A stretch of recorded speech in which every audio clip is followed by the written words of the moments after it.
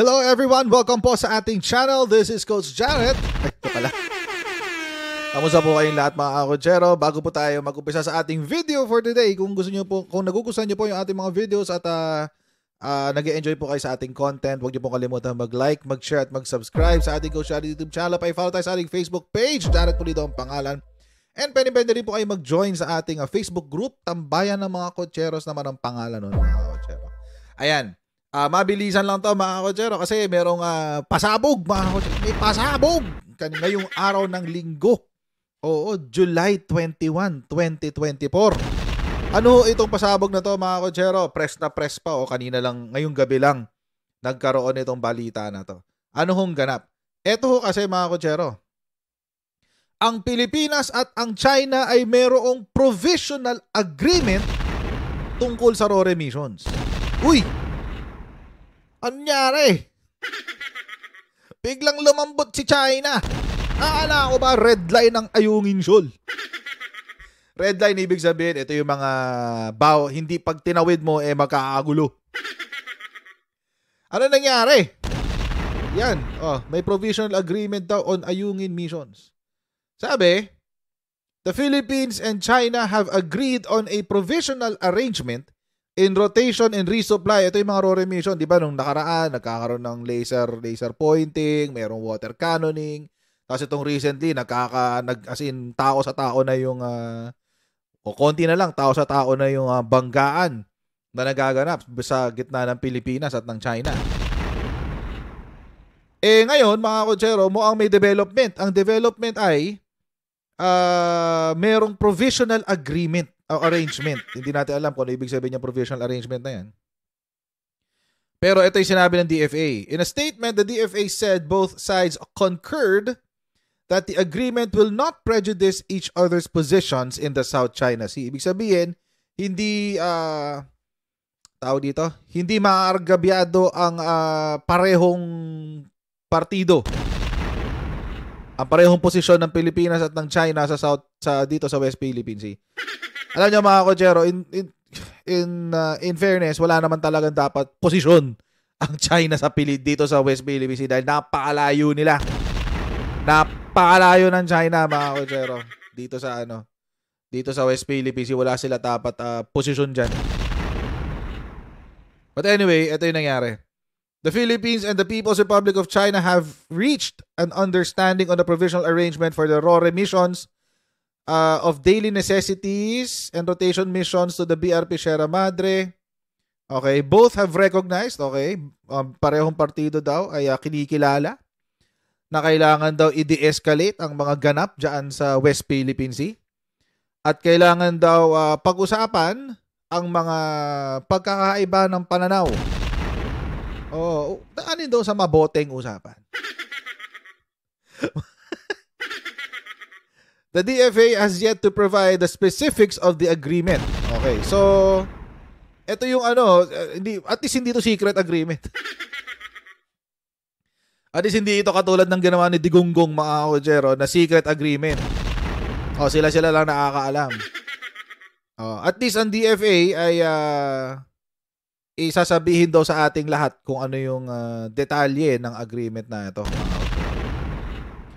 The agreement was made following a series of consultations with the Chinese side following constructive discussions, quote-unquote, constructive, at the 9th Bilateral Consultation Mechanism meeting on the South China Sea on July 2. It was the first formal measure that the two sides agreed on about Ayungin Shoal. 2 months ago, an unidentified Chinese embassy official said Beijing had forged a new model with Manila, which alleged allows an unhampered resupply mission to BRP Sierra Madre provided that the Philippine boat and escort Coast Guard involved are limited to one each. Hindi pa natin alam kung ito yung kung ito yung ending. Hindi pa natin alam kung yan ang ending. Before the newly announced arrangement, the DFA said the Philippines had not entered into any agreement with China concerning the future. Totoo naman yan. It said only Philippine President Ferdinand R. Marcos could approve or authorize deals related to the West Philippine Sea and the South China Sea. Okay. So, mamaya natin pag-usapan niya nasa ilalim. Mga kotsero, ang somewhat nakakatawang dito, development. Etong provisional arrangement na to ay coming from the Hill. So, ibig sabihin, naganap matapos magsalita ang Partido ng Amerika na sila ay susuporta sa resupply mission dyan sa Ayungin Shoal. Kahapon ho itong statement na to. Kung nakalimutan nyo na ho, panoorin ho natin itong balita na to. Narito ang ipabang balitang tinutukan ng 24 Oras Weekend. Handa raw ang Amerika na gawin ang nararapat para maalalayan ang mga resupply mission ng Pilipinas sa Ayungin Shoal. Ayon po yan sa kanilang National Security Advisor na si Jake Sullivan. Okay. The most important thing right now is to see de-escalation and to see the ability of the Philippines to do resupplies. We will continue to support the Philippines and stand behind them as they take steps to be able to ensure that. Dagdag ni Sullivan, mas maganda kung maliliit na crew ang gagamitin ng Pilipinas tuwing may resupply mission sa BRP Sierra Madre. Nilinaw rin daw ng Amerika sa China na sakop ng Philippine-US Mutual Defense Treaty ang BRP Sierra Madre. Naunang iniulat ng Global Times, ang state-owned newspaper ng China, na dapat daw alisin ang BRP Sierra Madre sa Ayungin Shoal dahil nakakasiraan nila ito ng kalikasan. Okay. Sabi ni National Security Council Director General Eduardo Anyo, mananatiling pure Filipino operation ang resupply mission at di kailangan ng tulong ng Amerika. Pero nagpapasalamat daw siya sa suporta ng Amerika. Ayun. So, mga kotsero, itong development na to is coming from the heels of this announcement. Kasunod ng announcement na to, biglang nagkaroon ng, biglang may provisional arrangement. Anyari, China. Mukhang medyo nabubuang na kayo dyan. Mukhang medyo nabubuang na ang China, mga kotsero. Kasi biglang pumayag sa ganito eh. Akala ko ba red line ng Ayungin Shoal? Tapos all of a sudden, biglang ganyan natin. Lumambot, mga kotsero. Lumambot bigla. Oo. O baka natakot sila sa sinabi ni General Browner na kapag subukan nyo ulit, tatapatan namin yung lakas nyo. Tatapatan namin yung pwersa nyo. Magdadala kayo ng kutsilyo. Magdadala rin kami. Yan ang sinabi ni General Browner eh. Nitong huli. Yun ang sinabi niya nitong huli. Magdadala kayo ng kutsilyo? Ng mga sibat? Hindi magdadala din kami ng mga kutsilyo at sibat. Dadala kayong itak? Di magdadala kaming itak. Ganun na lang. Biglang lumambot ang China eh. Feeling ko mga kotsero, kaya in the past few weeks wala pong RORE mission ay iniintay po ng ating Department of National Defense or tsaka ng ating security sector kung anong kalalabasan itong usapan ng DFA at ng China. Pero again, mga kotsero, ako po very wary ako of China. Alam niyo naman ako, hindi po ako pro-China at all. Dahil ang pananaw ko po sa China, sila po ay isang higanting sindikato. Sindikato po ang galawan niyan. Hindi nyo pagkakatiwalaan ng China.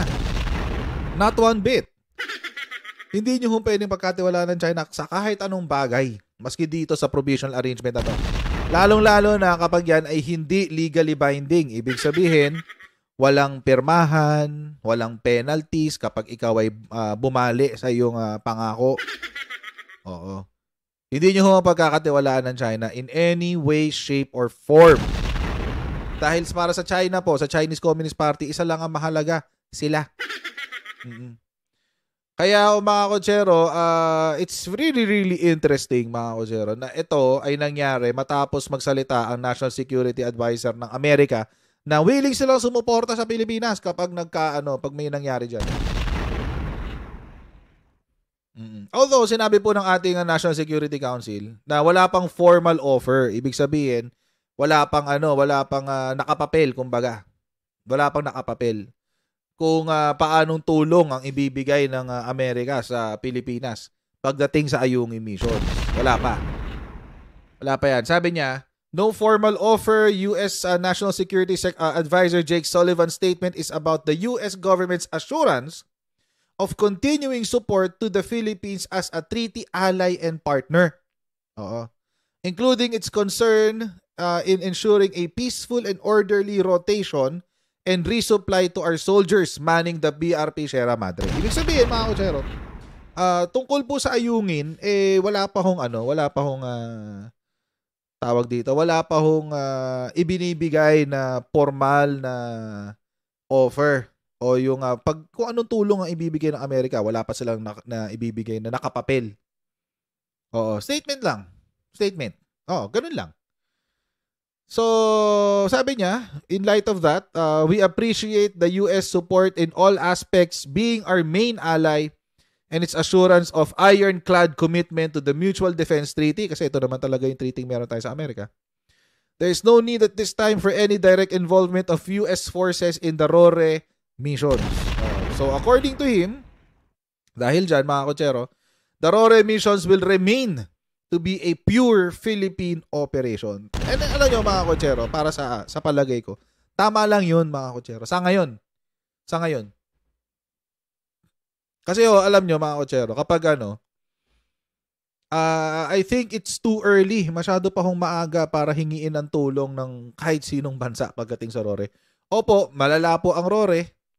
Malala po ang mga nagaganap dyan. Hindi po maliliit na bagay ang pinagdadaanan ng ating mga tropa sa tuwing sila ay pupunta ng Ayungin Shoal. Pero mga kotsero, I think, sa palagay ko lang po ha, kung tayo po sasagad agad dun sa, kumbaga, kung meron kang leveling, 10 being the most extreme, 1 being the very relaxed. Kung isasagad mo agad sa G's, parang hindi ho yata kapakinabang para sa Pilipinas yun. Not to everyone. Kasi parang hindi nyo ba kaya talaga? Bansaan nyo yan Bansaan nyo yan. Ilang sasabihin ng dyan. Ako naisip ko right now. As in right now. Kung wala pa namang act of war or whatever. We should be responsible for our own islands. Yun lang yun. Para sa akin. Ang Pilipinas na dapat maging responsable. Kung sinasabi natin na atin ang West Philippine Sea, then let's act like it is ours. Angkinin din natin pati yung seguridad ng West Philippine Sea. Kasi otherwise, mga kotsero, it will defeat the purpose of the MDT. Ang MDT, mga kotsero, again, it's a mutual defense treaty in case there is an attack. Yung attack na barilan ba? So, it's too early. Maski yun, it's too early I guess, mga kotsero, sa ngayon, mas maganda, sabayan na lang natin si China sa kung hanggang saan niya dadalhin yung quote-unquote, yung violence. Kasi kung dadalhin lang niya sa mga water cannon, mga kotsero, I think it's about time na we also defend ourselves using water cannon. Ganun lang. Di ba? Kung water cannon, o di water cannon din ang balik. Harangan nyo kami, o di water cannon namin kayo. Kasi mga kotsero, imagine, yung ibang bansa nga nagagawa Si Vietnam, ganun na nagagawa. Si Indonesia, nagagawa yan. What's stopping us? Binobomba pa nga ni Indonesia O, pinasok na ba ni China si Indonesia? No. In fact, mga kotsero, nire-respeto ni China si Indonesia. So mga kotsero, I think tama po yung direction ngayon ng ating ng security sector. Let's keep it to ourselves for now. Wag mo muna natin ilabas yung ating mga alas. Maaga pa. Parang lang yan, poker. Oo, parang poker lang yan. Si China, binabluff tayo ngayon ni China kung ano-anong ginagawa, kung ano-anong sinasabi, binabluff tayo ni China. So we respond to their bluff. Either ibabluff din natin sila or kung labanan natin yung barahan nila. Right now, wala naman silang ginagawa na higit pa dun sa ito yung pinaka-latest is yung yung pinilit nilang i-board yung ating mga tropa dyan sa may Ayungin Shoal, which they were not able to do. Hindi ho nila napasok yung mga ribs, yung mga bangka, yung mga inflatable boats ng ating Marines at SEALs. Partida, wala pang armas yung ating Marines at SEALs noon, ha? Partida. Hindi nila napasok. Di ba? So, siguro ngayon, tama, in my opinion, tama yung direksyon ni Secretary Anyo. Tama rin yung direksyon ng ating Chief of Staff na si General Bronner. Na kung lalabanan man natin si China, tatapatan natin ang lakas na binibigay nila. So, kung water cannon, kung akong tatanungin, hindi water cannon na din. Water cannon yun na yung mga barko ng China. Okay, Bear, magkasiraan kayo ng gamit, di ba? Kaysa yung ganyan, pabiktim tayo ng pabiktim, di ba? Tsaka mahalaga rin, sana alam niyo mga kotsero, sana. Hindi nila tanggalin yung transparency initiative. Maganda, feeling ko ang laki ng impact ng transparency initiative na yan, kaya lumambot din tong China eh. Oo, ang laki ng impact niya kasi kumakalat talaga sa buong mundo yung kawalanghiyaan ng Chinese Communist Party, guys. And isa sa mga bagay na ayaw ni China ay nagmumukha siyang masamang tao. Kahit totoo naman. So mga kotsero, sana hindi ko kasama sa usapan dito yung transparency initiative. Kasi pag yun ay nawala, parang parang mahirap yata yun, guys. So, we're hoping mga kotsero na ito po yung mangyayari sa mga susunod na araw. Mas maganda na yung ating mga magiging mission. Pero I really did not expect na lalambot si China dito. So, it's a good thing na lumambot sila. Anyway, sa mga kotsero, hanggang dito na po muna tayo sa ating video for today. Okay, maraming po salamat sa inyong patuloy na pagsuporta sa ating channel. Huwag niyo pong kalimutan mag-subscribe sa ating pong channel, lalo na kung nagugustuhan niyo po yung ating content, at paki-share din po yung ating mga videos sa inyong mga social media account para lagi po kayo updated sa mga ganap sa Pilipinas at sa mga katotohanan ng ating ibubulgar dito sa ating channel, guys. And mga kotsero, I'll see all of you again in our next Coach Jarrett live stream. Okay, God bless you and see you next time, guys. Bye!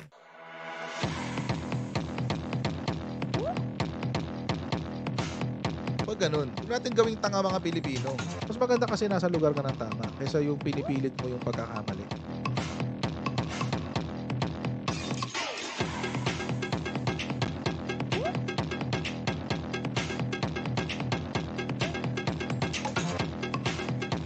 Are they willing to go that far? Hindi nakakalimutan ng Pilipino yan hanggat di nasasagot niya.